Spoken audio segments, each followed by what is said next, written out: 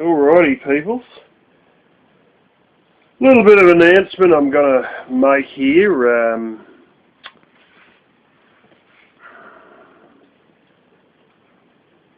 I don't know how many of you know all this. I don't know if I've told you it, but my father is very anti-business.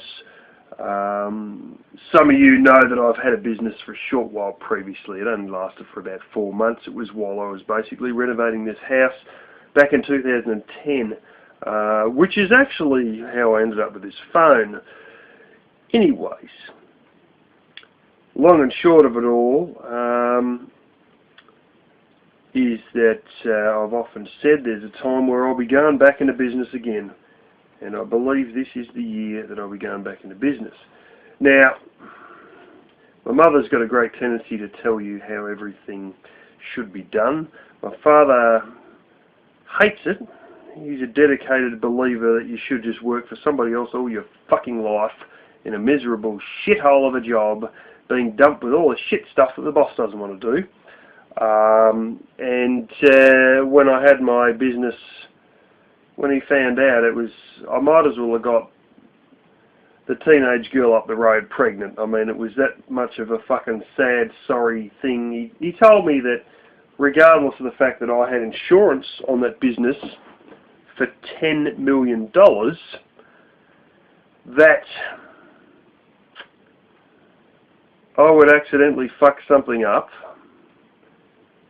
and it was like the insurance wouldn't exist, and I would, they would sue me, and then they would move into this fucking house because I wouldn't have the money to fix their house, regardless of the $10 million insurance, and then they would move into this fucking house after they repossessed it off me in some out-of-court settlement. And they quite literally said, we didn't give you this inheritance for you to have somebody else take it off you after they sue you. Thanks for the fucking confidence. Anyways, anything I mention to my sister usually ends up in the brother-in-law and her. The brother-in-law is obsessed with insurance, and she's been drawn into that same mentality of obsessing with insurance and believing that everybody needs to have insurance no matter what for every stupid fucking thing. Even trying to tell me that the guy I work for in furniture removal somehow needed insurance, and I said, well, he doesn't have it, but it's specifically written in the paperwork. Oh, but by law you got to have it. Do you know the laws of furniture removalists? Because they sort of fall under the transport industry. No, but you know, they're obsessed with insurance. I'm not. I think it's horse shit. He's telling me I should have life insurance, and I said, what the fuck for? All I'm going to leave behind is assets anyway, to no wife and kids. Most likely his kids. It's sort of funny how so many people, they're so bound up with their own little ideas, you know, and that's the first thing they want to do. And my mother noticed the same thing even when my sister ended up getting married. Everybody had their own ideas of what the most important thing was. Some were that, you know, they had a good house, and others were that there was a job, it was a stable job the brother-in-law had or whatever. You know, they all had their own ideas, and it's the same when you have a business. Everybody's got their own ideas that they want to push on you, and yeah, anyway, they're obsessed with insurance, and they've even got, I'm not fucking joking, windscreen insurance is a separate thing on their vehicle insurance. If you crack a windscreen, we'll replace the windscreen. And they do have a business. For 2 years now, they have not really taken any more than a few $1,000s out of that business as their own pay. I'm not fucking joking. Their overheads are unbelievably big. They're getting heaps of work, but it's all drained in overheads. So while they're successful in some ways, if you're not really making a decent, consistent income after 2 years, how well can you really judge it as being? Anyway, I wanted to just tell you guys that the day is coming where I'm going back into business, and I'm not going to say it on my main channel because there's too many family members bloody watching that. But I'll tell you on this channel what it's going to be.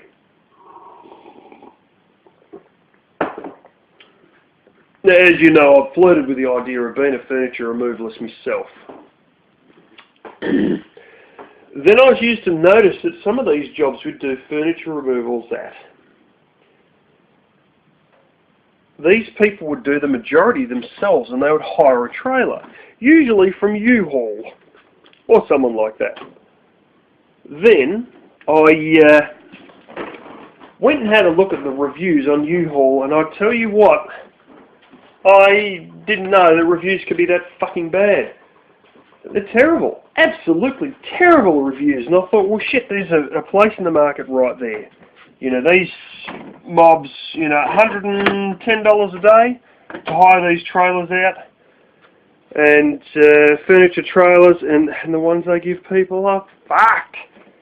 So many of them. The wheels are bald, the wheels vibrate, the wheel blows, and then and there seems to be. I've looked into, you know, I thought that was a good idea to do that.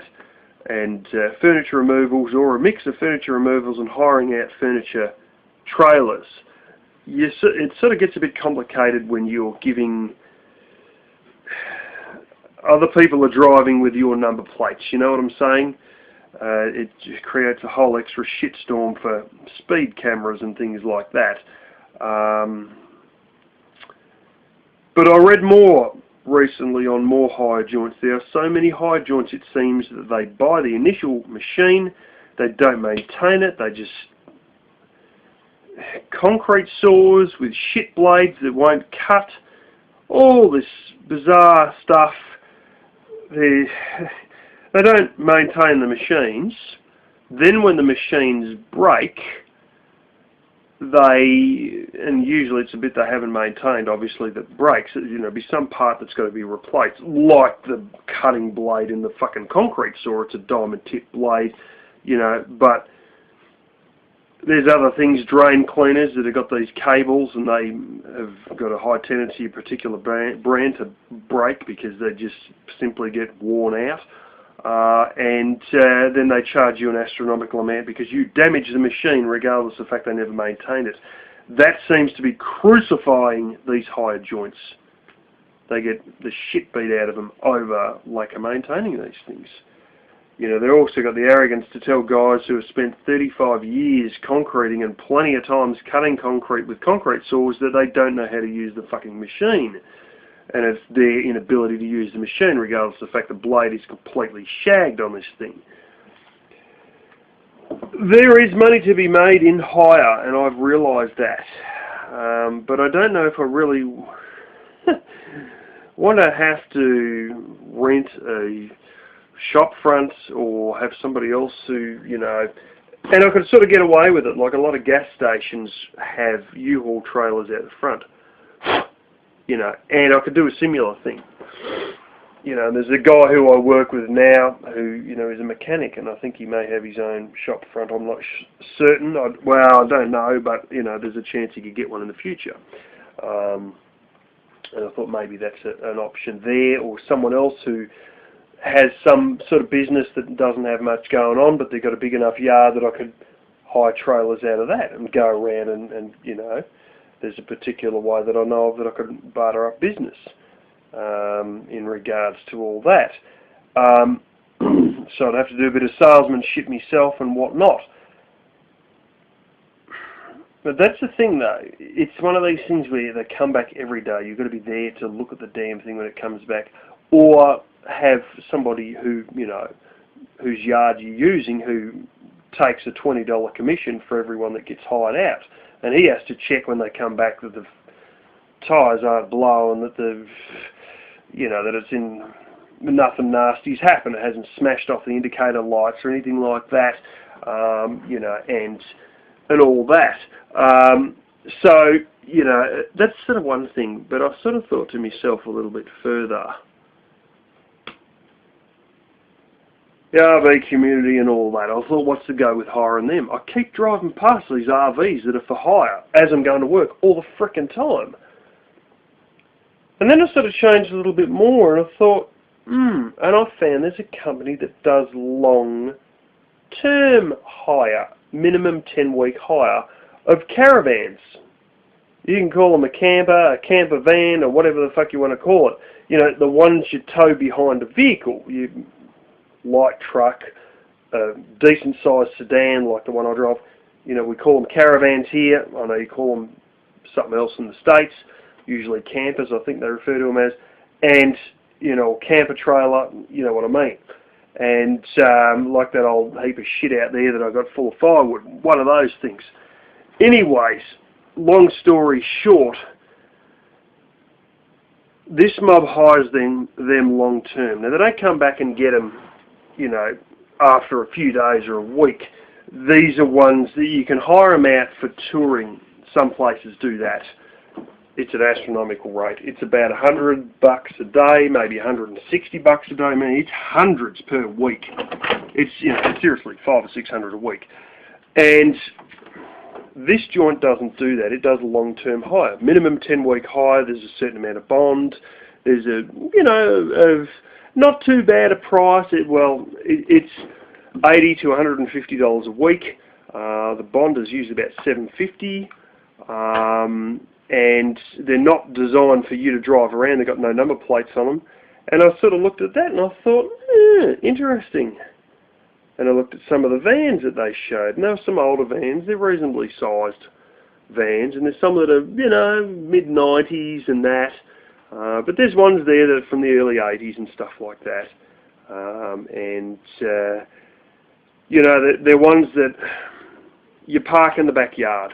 And it's when Grandma is getting old, you don't want to put her in a nursing home, but she's too old to live by herself anymore, so she goes and moves in with a daughter, but the daughter doesn't really have enough rooms in the house or whatever, you know, and the son-in-law doesn't want the old mother-in-law nagging the fuck out of him and all that.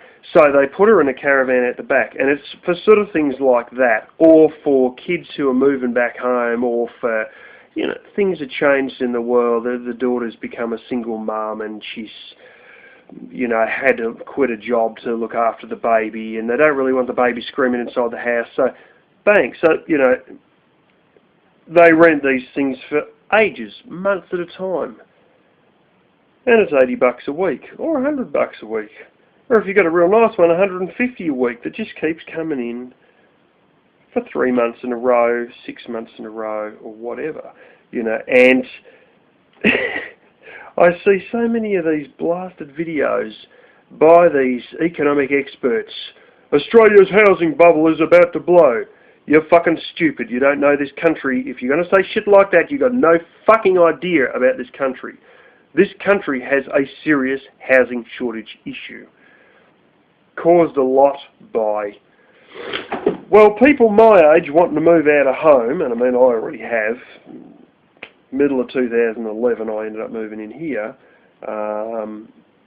and you know, there's still people my age though who are still living at home, and the cost of the market is fucking phenomenal. I mean, if you want to rent an apartment in Sydney, you go to this apartment on a day, and you are bidding on how much you are willing to pay as weekly rent on this apartment, and there are 50 people standing there bidding how much they're willing to pay to rent this apartment.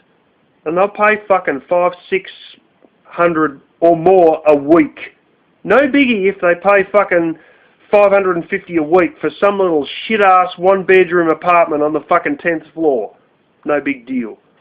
You know, it's crazy. Your average shitbox house that's built in the 1960s costs you $680,000 fucking dollars. It's crazy. You know, they've got a lot of, there's a lot of people who, it's a bit of a two-phase problem, because there's people who, they just look at it and they say the economics of it are bonkers, and they are bonkers. But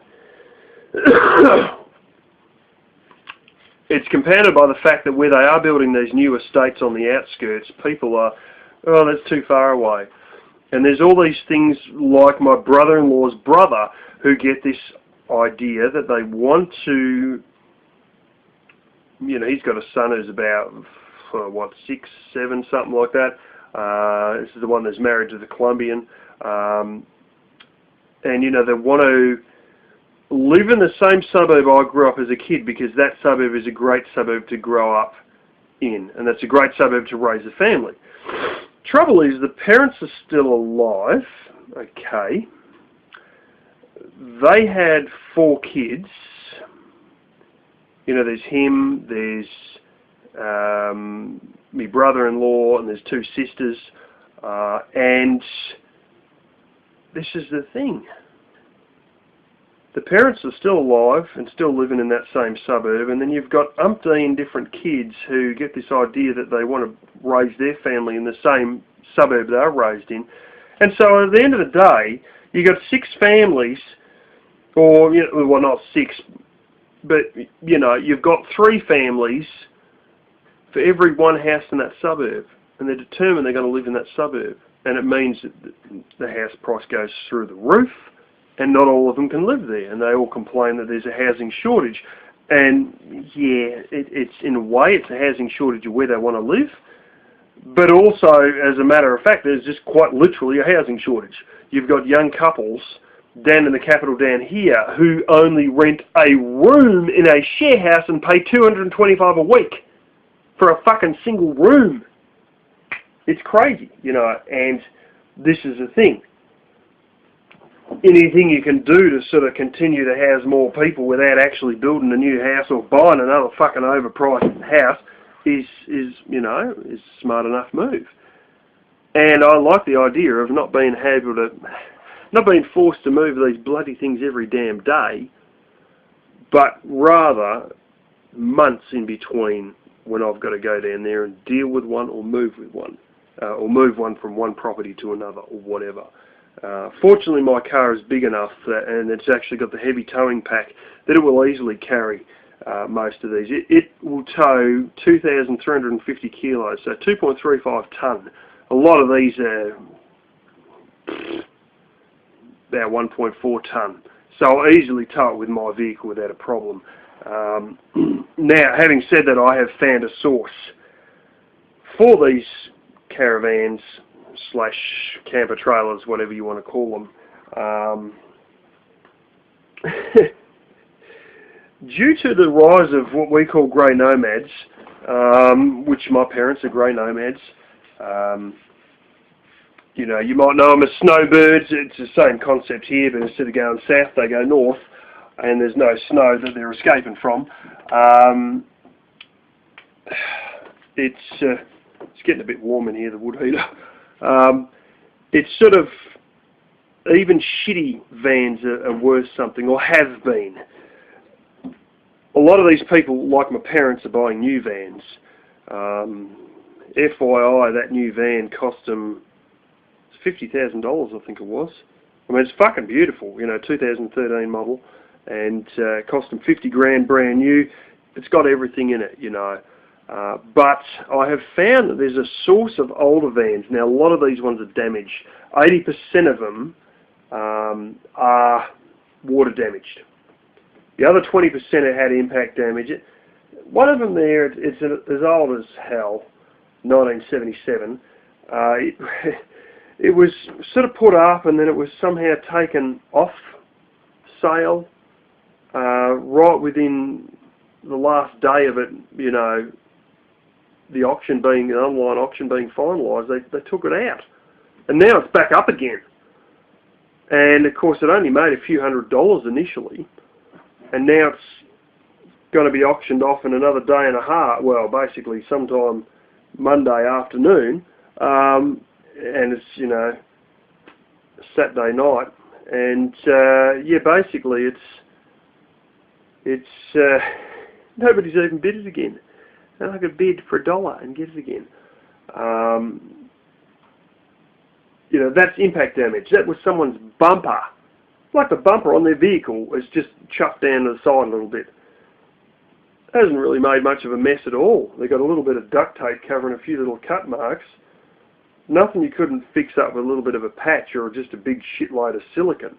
and then just paint over the top of it. You know, it's a lot of these ones are water damaged though, and they'll have, you know, have had roof leaks and shit like that. 80% of them are like that, but I'm not joking. These vans are older vans, yeah, they're shitter vans, yeah, you'll probably only be able to rent them for $80 a week, but honest to God, the base price that I'll buy them at before I have to start patching them up, and there might be another bloody sales commission or something, is basically 2 or 3 weeks worth of rent. And then I've got to get in there and I've got to fix all the frickin' water damage and shit like that. But how good do I really have to fix it? See, because I'm not selling these vans to somebody to drive on the road. I am hiring them out. I will only own them myself. So I'm not ripping anyone off because I own them myself. And these are going to sit on their land for a number of months. And I'll probably put a fucking wheel clamp on them or something like that. You know, and this is the thing, you know, how good do they have to be? I will have to get what they call trailer plates. My uncle's mate actually got some of those. He got so sick of the local cop putting unroadworthy stickers on his old shitbox vehicles, and he had an ABN already, which is an Australian business number, and I've had one of those previously with my last business, that he got sick of the cop pulling all this shit, and he went and got a motor vehicle license trading thing, and I think it was about $550 a year for that license, and the number plates that come with it, and you get these magical little plates that say trader and a real weird fucking number combination on them, and you can pretty much tow anything that's not registered whenever you fucking want, however you want. And I see new vehicles, brand new ones, driving down the road with these on the back, going to car dealerships and shit like that. Actually, I saw one on a damn near new BMW 4Drive the other day as I was going to work. I'll probably end up having to get them. It's not that big of a deal to get them. It's just the $550 a year, I think it is, or something like that. And you can carry whatever you want on the road just so long as nothing falls off. And a lot of these ones, like when you deal with cars, that you come across salvage cars, they're super cheap, but they got what they call a written off vehicle thing on them. It's a register of all the vehicles that have been written off, and you can't really get them back on the road without the biggest shitstorm known to man of paperwork and bureaucracy. And they're the super cheap cars you can get. A lot of these ones have never been put on that database. And it's not just because they're caravans, there's a handful that have been, including one I saw that looked like a beautiful van, and the casting of the tow hitch literally fucking cracked, and they lost control of it. And it's mainly intact, except it had warped the frame a little bit, and, you know, obviously the cops had turned up to the scene when it had happened, and when they turn up, there's quite a chance it'll end up on that database and you won't be able to re-register it. Having said that, if you wanted to park that at your bush block, if you had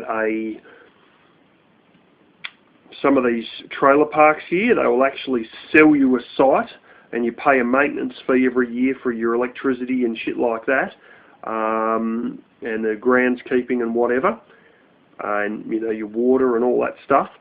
But you buy a site on a permanent basis and you can go and whack your own van there. And that's what you'd do. You get one of those ones, you'd get, you know, get it taken up there on the back of a truck, or you could get a temporary rego, but you'd probably be safer putting it on the back of a truck and just plonk it off there and bang. And I've seen these ones where people are trying to sell them. And there've been ones where one of them had no trailer hitch at all. So you literally had to put it on a truck because you could not tow it. And it come with a near new hot water system and everything.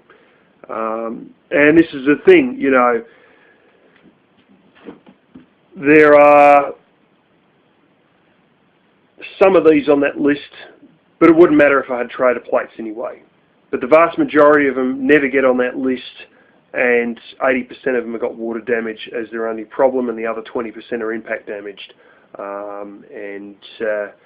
Yeah, I have been watching a few videos on how to fix up water damage and stuff like that on a professional basis. It seems a lot of these things are framed by not 2x4s, But 1x2s, no big deal. Buy a bunch of those, a bunch of friggin' wood screws, and I've seen the way they sort of go and do exactly what I've done here, which is put plywood straight on the framing, and then they'll go and put contact or wallpaper over the top of that.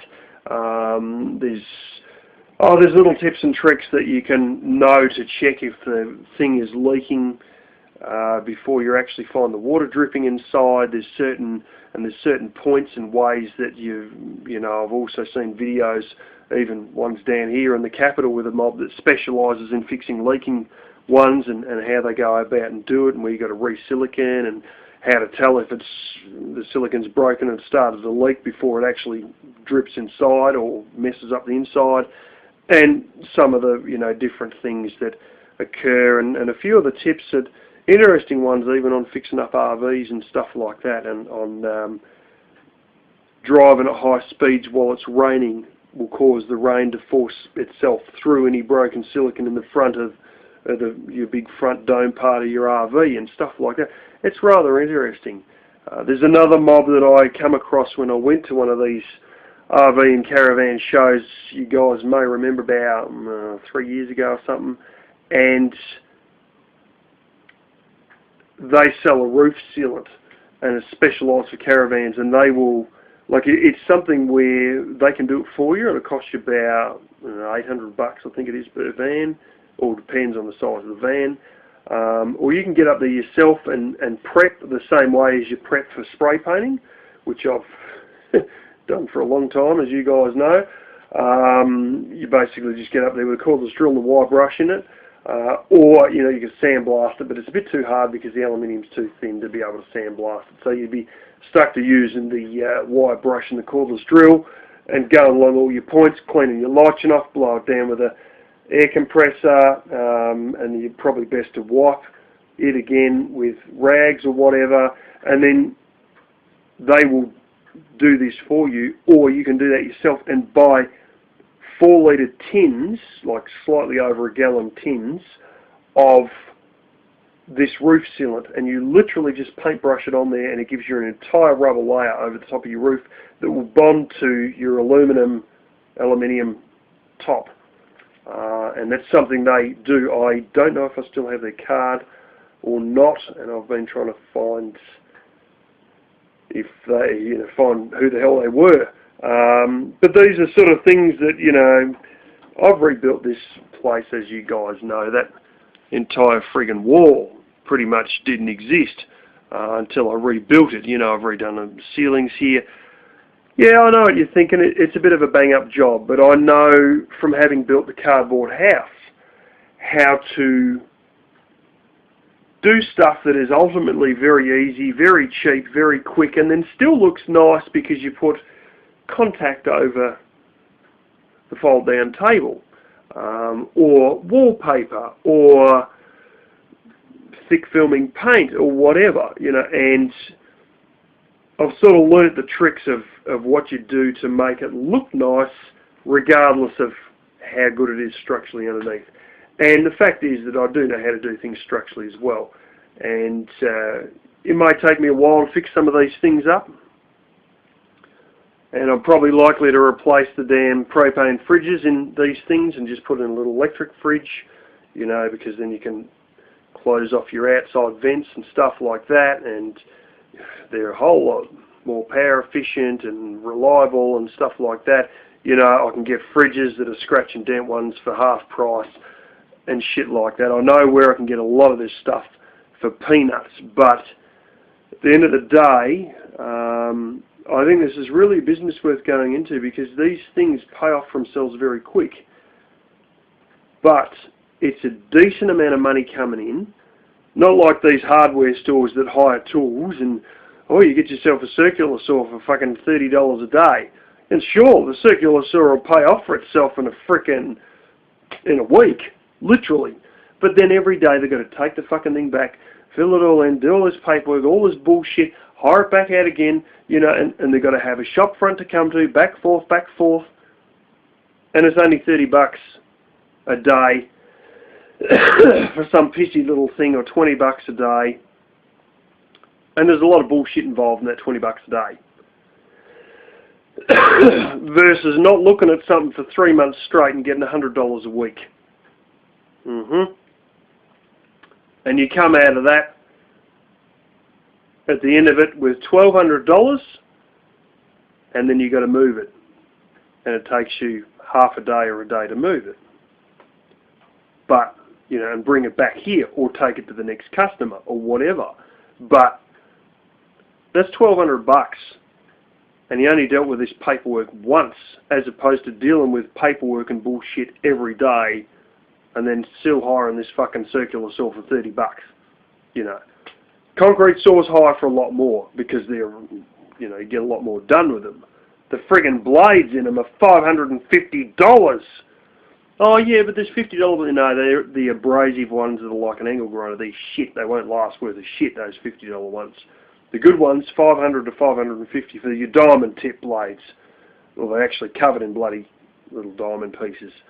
But you know, once again, you got to deal with it every damn day, and you make your money. But do you really want to be dealing with this shit every day, as opposed to make a decent heap of money and deal with it once every 3 months? And this is the thing, you know, not only do I pay it off in a few weeks, in my first hire, I'll pay the whole lot off. Even if I redo the carpet, which actually isn't as hard as it looks if you watch videos on redoing carpet in RVs. And, you know, the fridge, everyone else pays $250, I'll get it for $100, you know, and bit of patch-up work, bit more of this bloody, you know, 1x2s, bit of plywood, bit of wallpaper, contact or paint, pissing around with a bit of stuff. The other thing is Febreze. You guys in the States will know what it is. Some of you will know what it is here in Australia because we had it for a short time. It's a deodorizer. It's not a can of frickin' this shit. Not deodorant. It actually breaks down the smells. It decomposes the stink. It's the bizarre stuff. It's no longer available in the main supermarket chains here, but it is available in Costco. So I might be getting a Costco membership. I know somebody who's got one, so yeah. But anyway, a bit of that will take out other smells too. And I'll probably be filling half my car up with that stuff, buying it in bulk and using a lot of that shit. You know, replacing carpets, repainting things, place the fridge, check the water lines, blah, blah, blah. You know, do a few patch-ups, and then hire these things. And, you know, there may be an option to buy them too, because I'm not sort of cancelling that one out altogether either. I sort of think to myself there may still be an opening for this whole furniture movalist thing. It usually costs about $110 an hour. I thought to myself, if I got one of those huge big bloody car moving trailers, the enclosed ones, fill the floor in with plywood. They usually got a little gap in the middle to let any oil drip through that might be coming off the vehicle, but fill it up with plywood on the floor, and couple that up with a van. And, you know, people will pay $880 for 8 hours for 2 guys to move furniture. How about I turn up with a huge trailer that's enclosed and a van and 8 hours, and I'll make it $350. Fuel included, you know, and you do all the heavy lifting. I might help, I might not, but that's another option. That would give me a day job while I've got this sort of stuff going on in the background. But the fact is that I would like to have that sort of stuff going on in the background and probably just work a normal job through one of these tenting agents like I have been, where they ain't going to crack a sookie fit if you take a day off to go and do whatever you need to do. They're very lenient when you're in a temping agent because it's, you know, it's like a day hire thing, but it's sort of a semi-permanent thing, but it's not really. It's usually, you know, several months straight.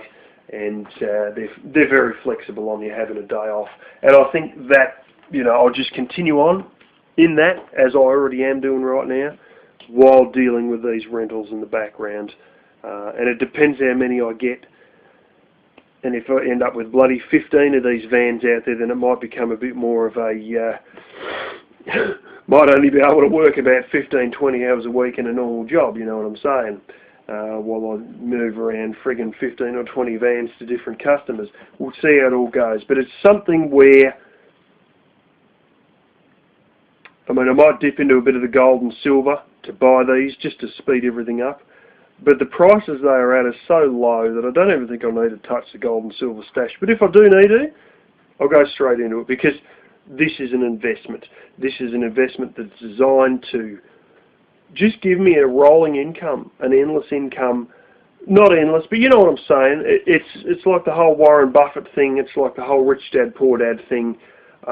Instead of just sitting there blowing all your money or spending it on big items, you spend it on stuff that makes you more money back.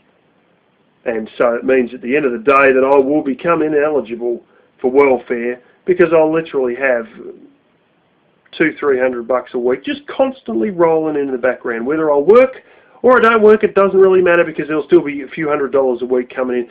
And if you have a dozen vans, it's $1,000 a week rolling in. And you can work. Well, you don't have to. Or whatever. It doesn't really matter.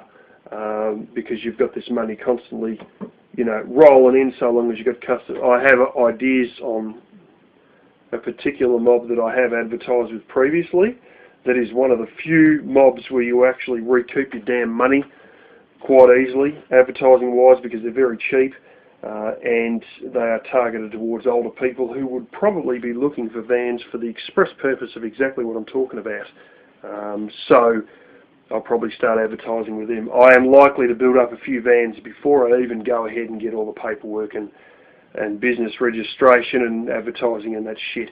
So that, you know, I've got a few vans from the get-go. But this is the thing, you know, the pastor at church, my brother-in-law, multiple people have said to me, you can do better than fucking hamming and egging for some other dickhead. You're smarter than this, and I know you can do better than this, so go and do better. And why not, you know, why not have a bit of, you know, shit happening?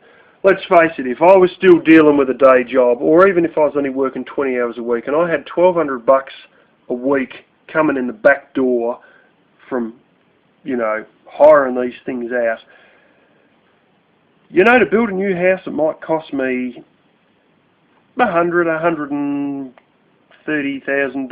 $150 maybe. You do the maths on that. 2 to 3 years, I could be in a brand new fucking house, paid for, in cash with no loan. That's right. Minus taxes. You know what I'm saying? Minus income tax. But what I'm trying to say is that I might end up getting somewhere at a faster pace than I am just hamming and egging.